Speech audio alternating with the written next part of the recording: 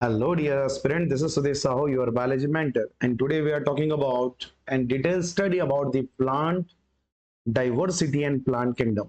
ठीक है, इसमें बेटा मैं 3 चैप्टर को एक साथ इंक्लूड कर रहा हूँ. चैप्टर का नाम एक बार सुन लो ध्यान से. इसमें मैं लिविंग वर्ड्स को ऐड कर रहा हूँ, इसमें मैं बायोलॉजिकल क्लासिफिकेशन को ऐड कर रहा हूँ, इसी में मैं ऐड कर रहा हूँ आपके प्लांट किंगडम को. तीनों चैप्टर को मर्ज करके, ठीक है, बॉटनी का एकदम तगड़ा, ठीक है, तगड़ा कंटेंट मैं बना करके आपको प्रोवाइड करूंगा. इसमें ये जो वीडियो है वो 2 लोगों के लिए स्पेशली बन रही है. एक आपका basis of assistant professor exam, and second क्योंकि आपको पता होगा कि पीजीटी में कोर बॉटनी कोर जूलॉजी आता है, तो कोर बॉटनी इस वीडियो सीरीज में आपको डिटेल में मिलेगा. तो जो बच्चे असिस्टेंट प्रोफेसर की तैयारी कर रहे होंगे या ऐसे बच्चे जो पीजीटी को डिटेल में पढ़ना चाहते हैं प्लांट किंगडम और एनिमल किंगडम को, तो उनके लिए बेस्ट वीडियो कंटेंट है. ये वीडियो आपको कहाँ मिलेगा?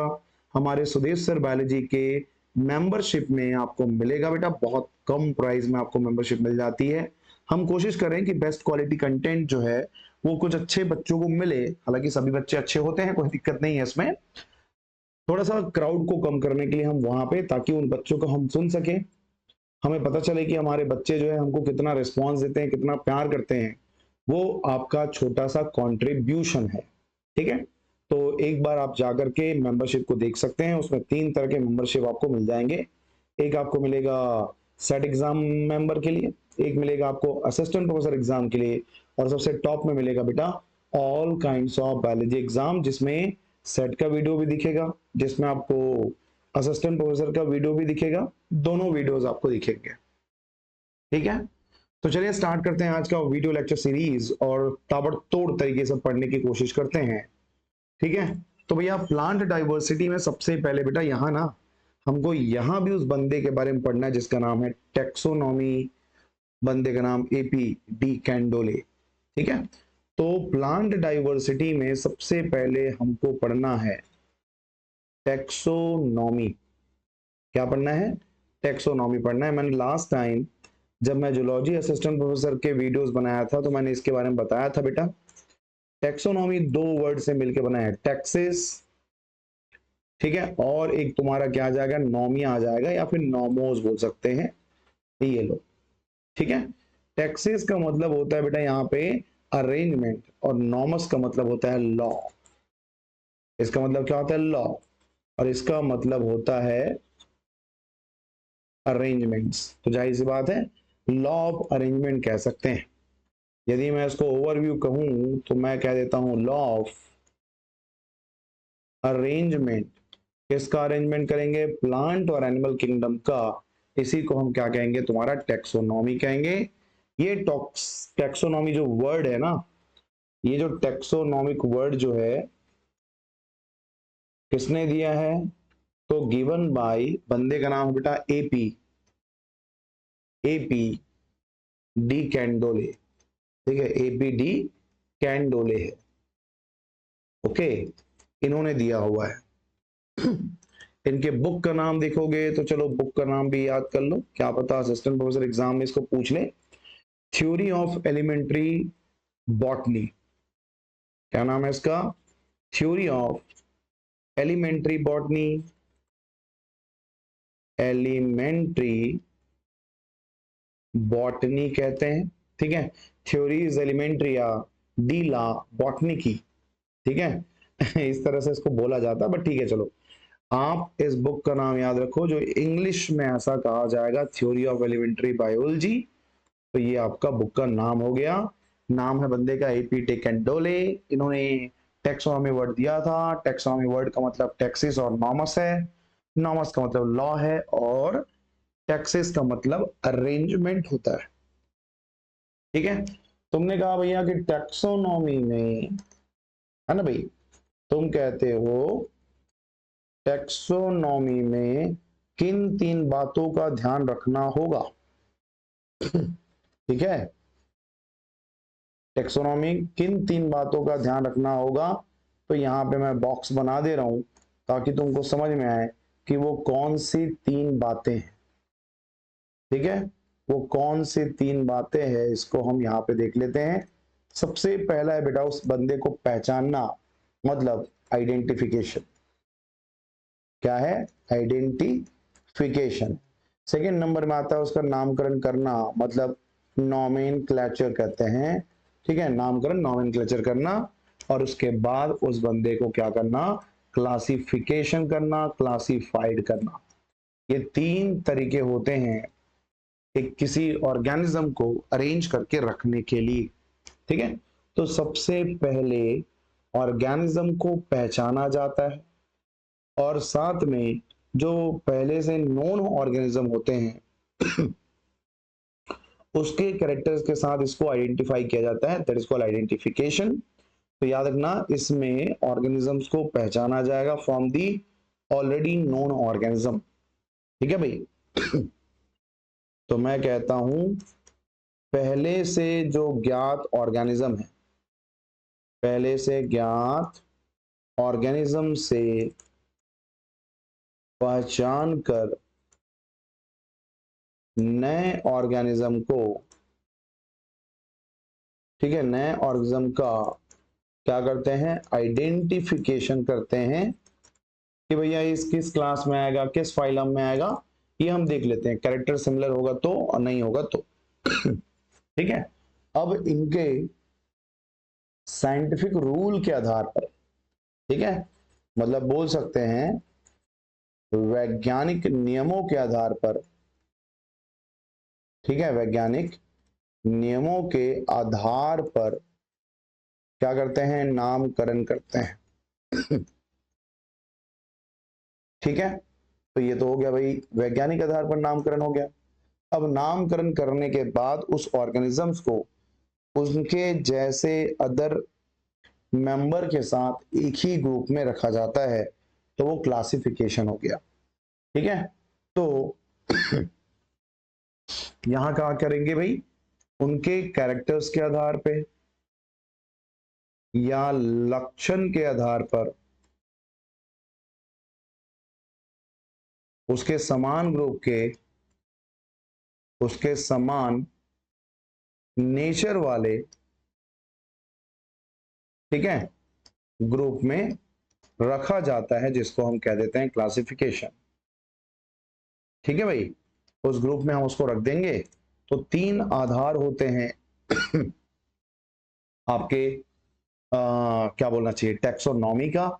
एक होता है आइडेंटिफिकेशन, ठीक है, दूसरा होता है आपका नॉमेनक्लेचर, और तीसरा होता है बेटा क्लासिफिकेशन होता है। तो ये तो हो गई एक तरह से आधार की बात। ठीक है, अब आता है एक नया टर्म्स और देखते हैं, जिसका नाम है बेटा सिस्टेमेटिक्स। नाम सुना होगा तो बहुत अच्छी बात है, सिस्टेमेटिक्स। ठीक है, ये हो गया भाई सिस्टेमेटिक्स क्या होता है, ये देख लेते हैं। तो सबसे पहली बात, ये जो सिस्टेमिक्स जो होता है, इस वर्ड को देने वाला बंदा जो है वो कौन है? तुम्हारा कैरोलस लीनियस है बेटा। ठीक है, तो पहला पॉइंट जो हम यहाँ पे लिखेंगे कि इस टर्म्स को दिया किसना है? टर्म्स गिवन बाय,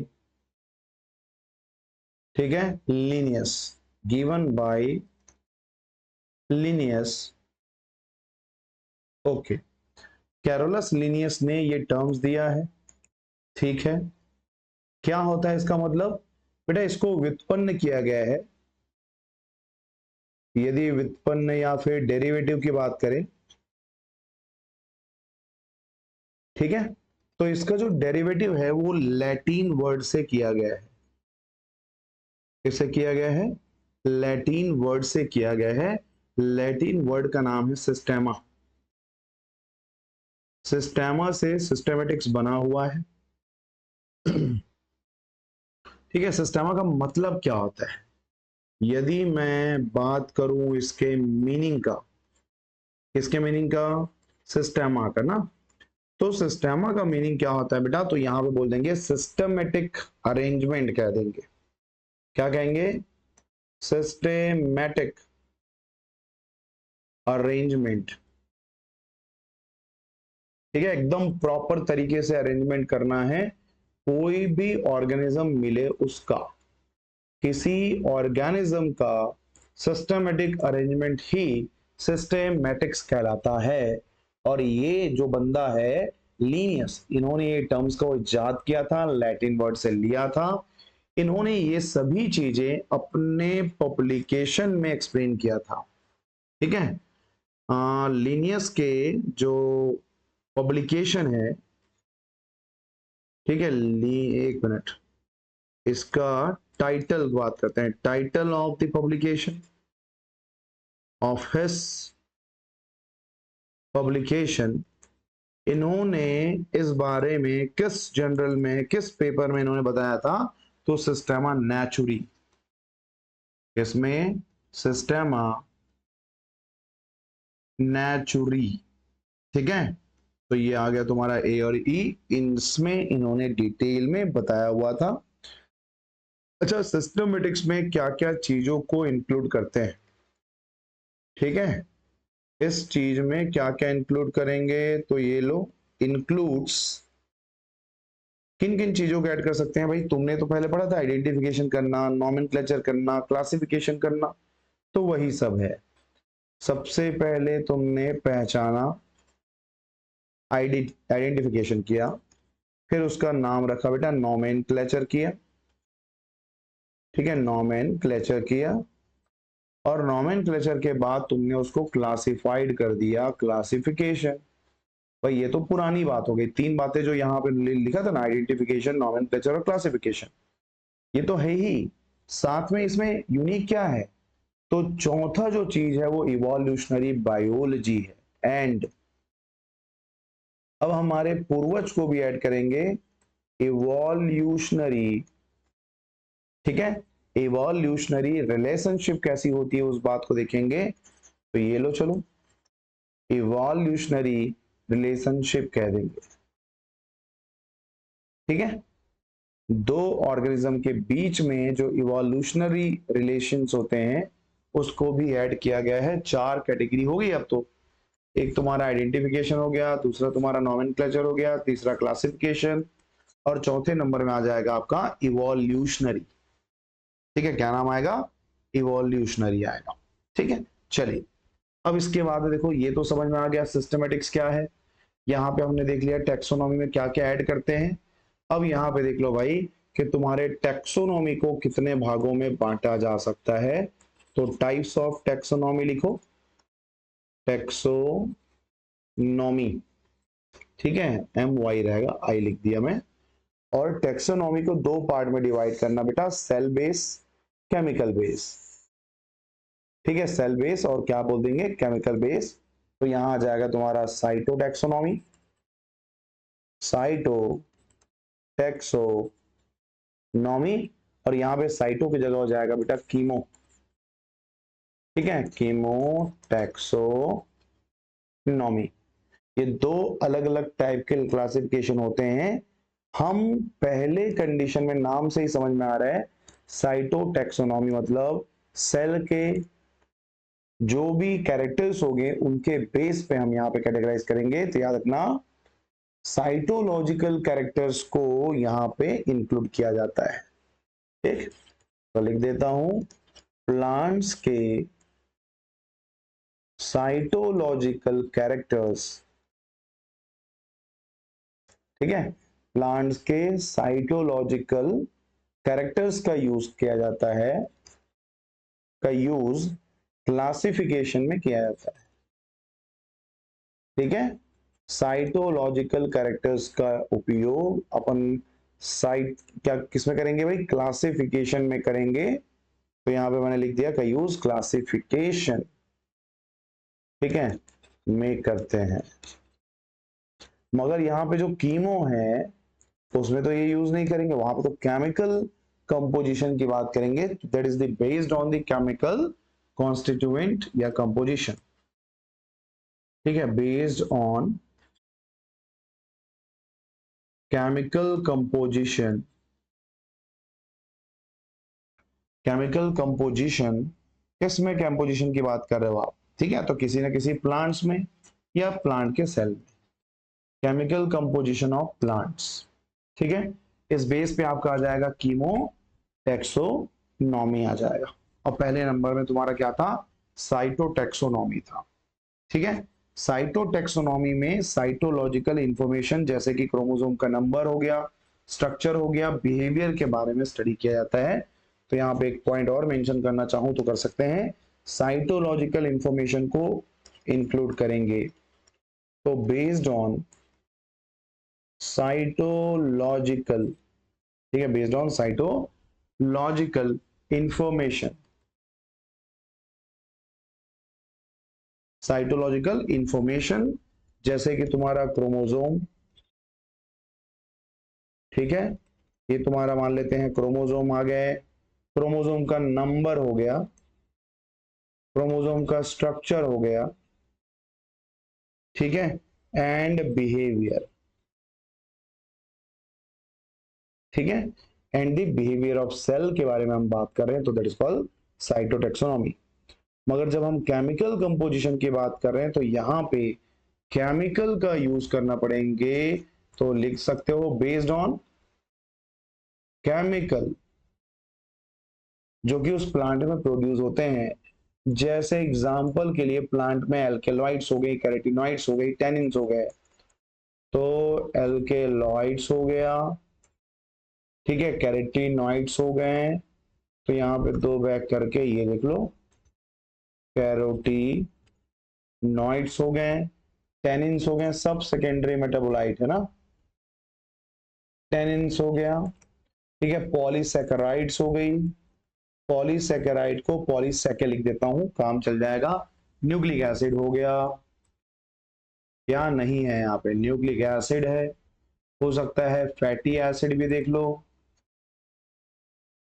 ठीक है, फैटी एसिड हो गया, अमीनो एसिड ले लो, अमीनो एसिड ले लो, और लेना है कोई भी एरोमेटिक कंपाउंड ले लो, एरोमेटिक कंपाउंड।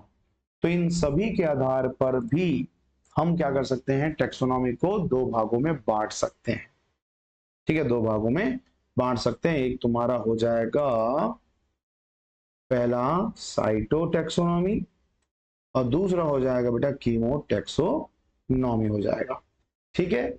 ये हो गई आपकी दो कैटेगरी। अब कैटेगरी के बाद में आगे देखते हैं, आइडेंटिफिकेशन जब भी करते हैं तो यहां कुछ कुछ टर्म्स आते हैं, देख लो, इंपॉर्टेंट पॉइंट्स करके मेंशन कर दे रहा हूं, ठीक है भाई, ये तुम्हारे इंपॉर्टेंट पॉइंट्स के अंदर आ जाएगा। सबसे पहले, इस दुनिया में कितने ऑर्गेनिज्म हैं जिनके बारे में हमको पता है, तो आपको पता होना चाहिए 1.7 से लेकर के 1.8 मिलियन, ठीक है, 1.7 से लेकर के 1.8 मिलियन नॉन स्पीसीज है ना, नंबर ऑफ नॉन स्पीसीज आपको मालूम है। हालांकि ऐसा नहीं कि इतना ही ऑर्गेनिज्म होंगे इस दुनिया में, और भी होंगे, ठीक है। जब हम बात करते हैं टेक्सोनॉमी का सिग्निफिकेंस,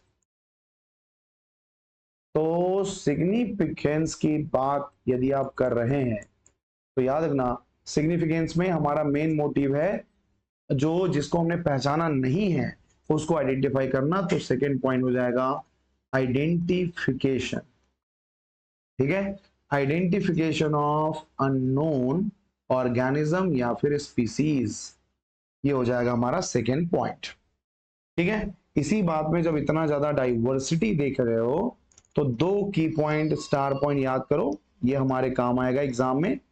मैक्सिमम डाइवर्सिटी कहां है, मैक्सिमम डाइवर्सिटी यहां पे आ जाएगा मिनिमम डाइवर्सिटी, ठीक है।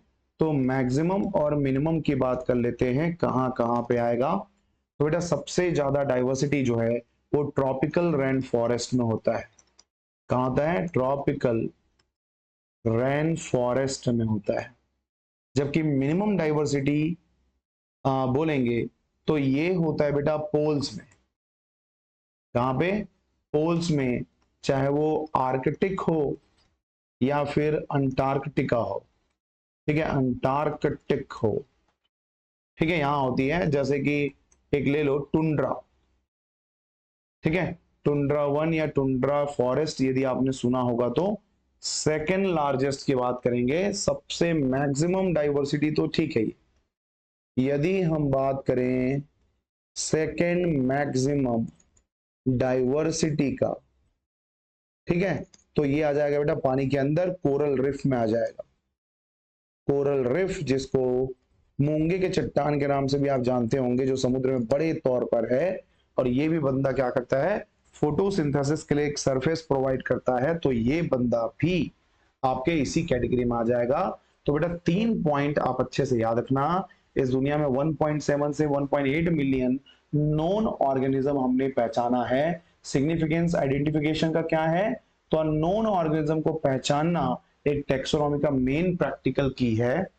सबसे मैक्सिमम में आपका ट्रॉपिकल रेन फॉरेस्ट आ जाएगा, सेकेंड मैक्सिमम में आपका कोरल रीफ आ जाएगा, और मिनिमम क्या होते हैं तो पोल्स आर्कटिक और अंटार्कटिक होती है। एग्जाम्पल के लिए आप टुंड्रा वन टुंड्रा फॉरेस्ट ले सकते हैं। तो ये आपके एक तरह से क्लासिफिकेशन का आधार बनाएगा, बेस बनाएगा, जिसके हिसाब से आपको डिटेल में यहाँ पे कवर करना है।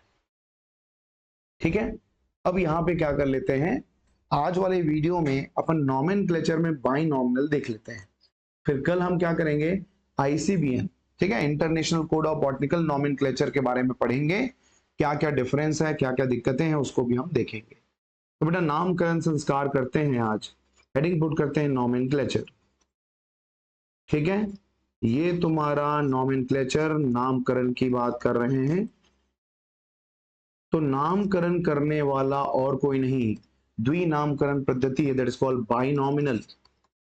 ठीक है, बाइनॉमियल क्या कहते हैं इसको, सिस्टम कहते हैं या नॉमेनक्लेचर कहते हैं। हिंदी में बोलूं द्विनामकरण। ठीक है, सिस्टम का मतलब होता है पद्धति होता है।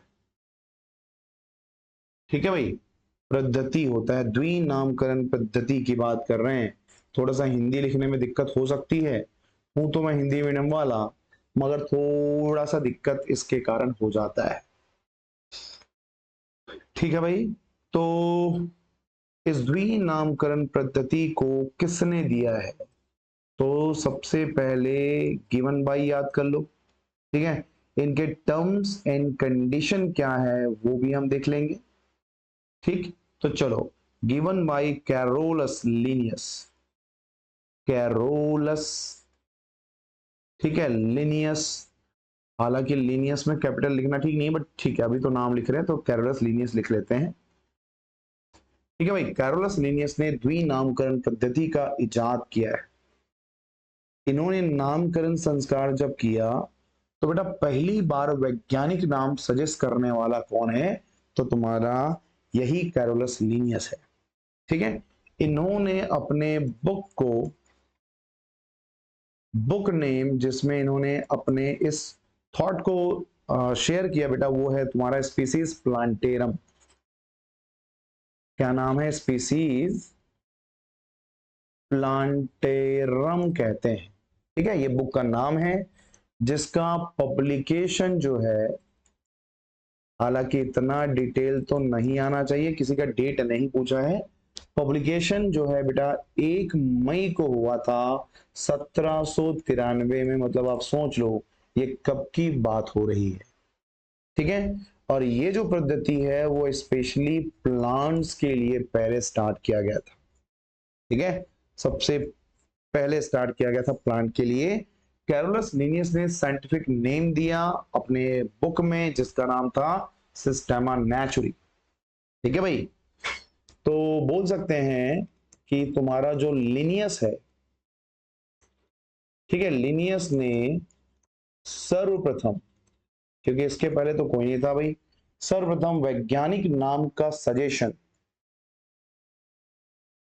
ठीक है, वैज्ञानिक नाम, और वो भी वैज्ञानिक नाम किसका, एनिमल्स का।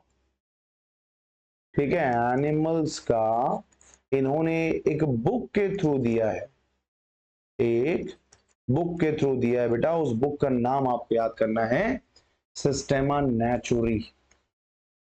क्या नाम है, सिस्टेमा नेचुरी, कौन सा एडिशन था? तो याद रखना 10th एडिशन था। कौन सा एडिशन? 10th एडिशन में इन्होंने प्रपोज किया था आपके एनिमल का क्लासिफिकेशन की यदि हम बात करें तो। ठीक है, ये जो 10th एडिशन है बेटा, इनका पब्लिकेशन कब हुआ है? 10th एडिशन का पब्लिकेशन यदि याद कर पाओ, ठीक है, तो याद कर लेना, इसका जो पब्लिकेशन है वो हुआ है 1 अगस्त, ठीक है, 1758 में। 1 अगस्त 1758 में, ठीक है। 53 के बाद 58 में ये एडिशन देते देते देते 10th एडिशन आया, ठीक है। और ये जो बाइनॉमिनल सिस्टम जो कि एनिमल के लिए यूज किया जाता है वो भी 1758 में ही यूज किया गया था। तो ये तो रह गई बात तुम्हारे द्विनामकरण पद्धति की। अब यार द्विनामकरण पद्धति में रूल क्या कहता है? तो अभी थोड़ा सा, ठीक है, अभी इसी में थोड़ा पॉइंट्स को मैं मेंशन कर दे रहा हूं कि द्विनामकरण पद्धति में जैसे एक नाम ले लेते हैं मैंगो फेरा, ठीक है, मैंगो या फिर मैंगी फेरा, ठीक है, ये मैंगी फेरा इंडिका नाम है। तो यहां देख लो यार, मैंगी फेरा डिनोट करता है फर्स्ट वर्ड को और इंडिका डिनोट करता है सेकेंड वर्ड को, ठीक है, first word and second word. पहला जो नाम होता है बेटा वो है जेनेरिक नेम, ये जो है वो क्या है? तो बोल सकते हैं जेनेरिक नेम होता है। जबकि जो सेकेंड वर्ड होती है, ठीक है, जेनेरिक नेम मतलब यदि आसान समझो ना तो जीनस लिख सकते हो, कोई दिक्कत नहीं है। और जो सेकेंड जो वर्ड होता है बेटा, इसको हम बोलते हैं स्पेसिफिक एपिथेट्स। क्या बोलते हैं? तो यहाँ पे याद रखना, स्पेसिफिक एपिथेट्स कहते हैं, API एपिथेट, ठीक है भाई, स्पेसिफिक एपिथेट्स होता है। तो ये तुम्हारा यहाँ पे हो गया 2 कंपोनेंट, ठीक है। इसी को ICBN में डिटेल में हम पढ़ेंगे तो चीजें आपको समझ में आ जाएगी, ठीक है। द्विनामकरण पद्धति में पहला नाम और ये दूसरा नाम, इसमें देख लो, पहले नाम को कैपिटल में लिखते हैं, दूसरे नाम को स्मॉल में लिखते हैं। इटैलिक हो गया, अंडरलाइन करना, ये सभी चीजें हम यहाँ पे ऐड नहीं करते हैं क्योंकि यहाँ हमने सिर्फ और सिर्फ बताया था इस बंदे के बारे में जिसका नाम था कैरोलस लिनियस का द्विनामकरण पद्धति। तो द्विनामकरण पद्धति कैसा होता है मैंने यहाँ पे बता दिया है। हम आगे चलेंगे और रूल पढ़ेंगे ICBN का कि उसने प्लांट को कैटेगराइज करने के लिए क्या क्या रूल बनाया था इसी द्विनामकरण पद्धति के अनुसार, ठीक है। तो पहला वीडियो थोड़ा छोटा है, बेस बनने दीजिए, फिर अपन कल जो हम टारगेट करेंगे ना, कल सबसे पहले इसके बारे में पढ़ लेंगे। इसका नाम भी पूछा है, ICBN का फुल फॉर्म क्या होता है। उसके बाद में रूल पढ़ लेंगे पूरा, ICBN के रूल्स क्या क्या होते हैं वो पढ़ लेंगे। इसी में ऐड कर लेंगे तुम्हारा ट्राइनॉमिनल, ठीक है, इसी में ऐड कर लेंगे ट्राइनॉमिनल जो क्लासिफिकेशन होती है उसको, और उसके बाद वर्गीकरण का आधार पढ़ेंगे तो स्टार्ट होगा क्लासिफिकेशन। तब जाके स्टार्ट होगा क्या? क्लासिफिकेशन। तो टाइप्स ऑफ बायोलॉजिकल क्लासिफिकेशन पढ़ेंगे जिसमें ऑयल इल्डिंग जो हो गया, फाइबर इल्डिंग हो गई, मेडिसिनल इल्डिंग हो गई, मतलब उनके काम के आधार पर उसको क्लासिफाइड किया जा रहा था। उसके बाद में जो पुराना है ना, पुराने ढर्रे जो चलते हैं, मार्फोलॉजिकल बेस पे जो क्लासिफिकेशन होती है वो आर्टिफिशियल क्लासिफिकेशन कहलाता है। इसको भी लीनियस ने बताया था, स्टेमन के बेस पे 24 क्लासेस में इन्होंने प्लांट किंगडम को डिवाइड किया था, 24 क्लासेस में। और इन्होंने अपने बुक में जिसका नाम जेनेरा प्लांटेरम है उनमें पूरे 24 क्लासेस को बताया था स्टेमन के बेस पे। मतलब क्लासिफिकेशन एक तरह से सेक्चुअल क्लासिफिकेशन था, ठीक है। लीनियस ने 2 अलग अलग पार्ट में इसको डिवाइड किया, ठीक है, फेनेरोगाम और एक था क्रिप्टोगेमिया। तो फेनेरोगेम्स में तुम्हारे जिम्नो और एंजियोस्पर्म को रखा 23 क्लासेस में, ठीक है। अदर जैसे कि algae, fungi and mosses and ferns हो गए, इनको अलग से रख दिया क्रिप्टोगेमिया में, ठीक है, सिंगल क्लास। तो इस तरीके से इन्होंने एक तरह से आपके प्लांट्स को क्लासिफाइड करने के लिए बहुत सारे तरीके धीरे धीरे धीरे इजाद होगा और फाइनली हम समझ पाएंगे कि किस तरीके से हम इसको क्लासिफाइड कर सकते हैं, ठीक है, तो आज का वीडियो बस इतना ही। इतने वीडियो में अपना कंटेंट स्ट्रॉन्ग करते जाइए, और जो भी मेंबरशिप में बच्चा है उसको मैं ये बात बता दूं कि बेटा असिस्टेंट प्रोफेसर एग्जाम कभी भी हो कोई दिक्कत नहीं है, आप अपना कांस्टेंट प्रिपरेशन करते रहिए, ठीक है।